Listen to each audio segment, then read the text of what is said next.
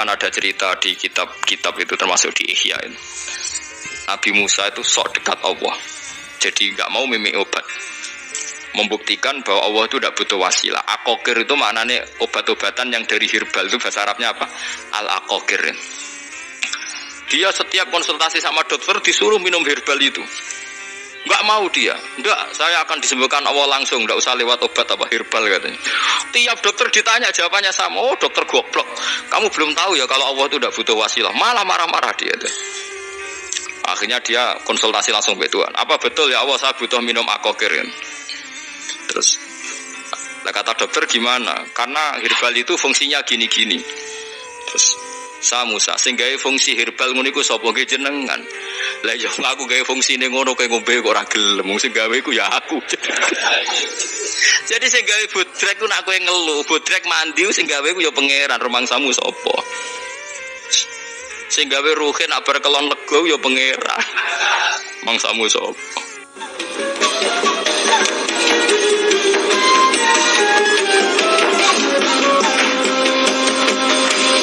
Di kalau terangno nggih cara madzhab Abu Hanifah banyu iku ora iso najis. Wis pokoke banyu iku nyucekno dadi ora iso napa najis. Tapi kalau dalam madzhab Syafi'i itu air yang tidak sampai 2 kolah. 2 kolah niku ukuran 1/4 itu sekira-kira 1 meter persegi. Berarti kiri kanan atas bawah niku napa 1 meter niku pun 2 napa kolah. Niku nak cari Imam Syafi'i, jika air sebelum 2 kula itu kena najis sedikit, rubah atau tidak rubah najis, ya. Tapi kalau terlalu banyak, meskipun kena macam-macam tidak nopo, tidak najis. Terus ila mata ghayyara kecuali yang rubah. Di misalnya ada limbah, ada kubangan besar itu yang beribu-ribu liter, tapi kok warnanya sudah warna coklat, ya kayak tinja macam-macam itu dihukumi nopo najis. Tapi wis macam-macam malah mazhab dalam air itu. Tapi saya pastikan itu mazhab ulama. Saya pastikan itu mazhab ulama. Kalau teks hadisnya begini nih, monggo nak jiran api latihan ijtihad. Kok menyesatkan ya ora apa-apa, sementing ini latihan. Jadi di Medina, ini hadis di Musnad Ahmad. Di Madinah itu ada sumur, bukan sungai loh. Saya ulang lagi sumur, bukan sungai. Kalau sungai itu konotasinya kan luas, panjang, mengalir. Ini sumur, bener-bener apa? Sumur. Sumur, ya gede nih sumur enggak sepiro. Nabi itu wudu di situ, terus diingatkan ya Rasulullah, itu sumur dulu zaman sebelum engkau datang, sebelum ada Islam di sini. Dipakai pembuangan jifah batang anjing dan nyuwun sewu kotoran orang haid. Ya kotoran orang haid. Terus saat itu Nabi ngendikan alma tahurun la yunajjisuhu syai'un, kata Nabi, yang namanya air itu menyucikan. Tidak pernah bisa kena najisnya.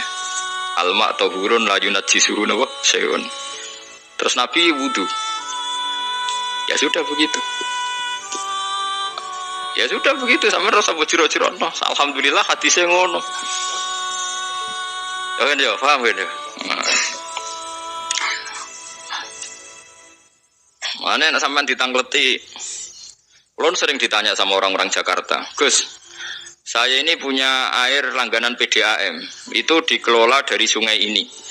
Padahal sungai ini mulai tinja sampai sapi tank macam-macam ya ke situ semua, Gus. Terus gak baunya karena kaporit. Itu gimana itu, Gus? Suci ndak itu? Terus saya tanya, lah kamu pakai ndak? Ya sudah pakai, tapi tetap tanya hukumnya.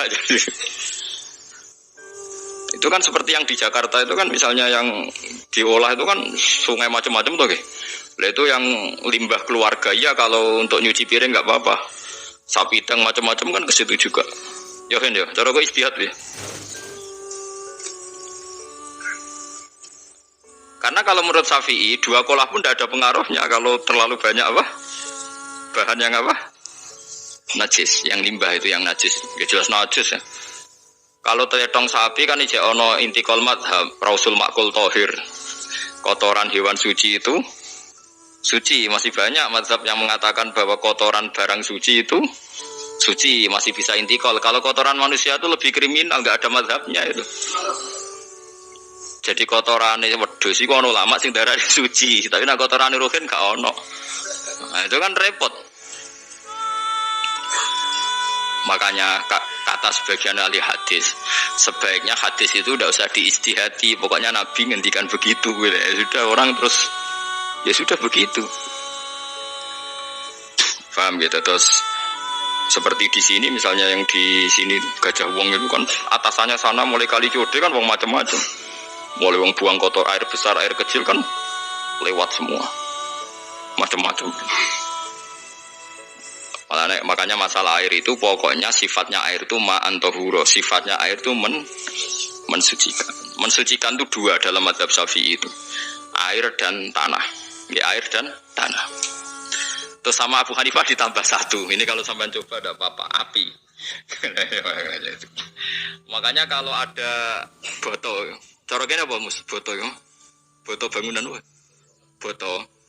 Itu kan kebanyakan kan kadang kan tipe buahan pletong itu kan dia. Terus dipakai boto. Dicampur-campur, diulet-ulet. Terus jadi apa? Boto. Cara mazhab Syafi'i tetap najis, dipakai masjid tidak bisa karena sebagian bahannya dari apa? Najis. Cara mazhab Hanafi suci karena sudah dibakar. Karena api itu termasuk alat mensucikan. Alasannya Imam Abu Hanifah, orang yang fasik-fasik itu nanti disucikan pakai api neraka. Berarti api itu bagian dari alat mensucikan. Jadi misalnya Ruhin mau sholat dibakar, sholat suci gitu. Karena api itu mensucikan. Buktinya orang-orang yang masuk neraka nanti sebelum masuk surga katanya disucikan dengan api. Mana ada di neraka disucikan pakai air. Artinya kalau ada batu bata itu yang dipakai dari najis ya kemudian dibakar, itu berarti cara mazhab Hanafi suci. Alhamdulillah tuh. Jadi kita bikin masjid nyaman karena bahannya dianggap apa? Suci. Lewat apa? Lewat apa? Api tadi dia dibakar. Tapi yang ngeri ya. Nggih. Ben sampean ngerti mazhab gitu. Terus saya memang tak niati setiap saya ngaji entah 1-2 tak sisipkan hukum fikih karena fikih ini yang kita alami keseharian. Nggih, fikih ini yang kita alami napa? Keseharian. Makanya saya minta teks hadis tadi jangan rubah. Pokoknya ada sumur loh, tidak sungai. Sumur itu kan airnya tenang, tidak ngalir. Nyatanya Rasulullah sudah dilapuri. Ini batang-batang anjing dan bekas orang-orang haid, kotoran haid itu dibuang di situ ya Rasulullah. Terus Nabi menjawab, alma la yunajjis alma utahurun la yunajjisuhu syai'un. Terus orang-orang Syafi'iyah mentahmilkan istilah dalam bahasa ijtihad itu dianggap itu mungkin sumurnya terlalu besar dan airnya terlalu apa? Banyak sehingga kotoran-kotoran itu tidak merubah warna. Tapi kata yang lain-lain masa yang bener aja gitu, masa banyu diam dimasuki kotoran gitu tidak nopo rubah. Nah, itulah ijtihad. Ijtihad itu ya. Ijtihad itu guyonannya kan gitu. Pendapat saya benar mungkin salah, pendapat Anda salah mungkin apa? Benar. Karena ya sama-sama mirip-mirip itu untuk menganalisis itu.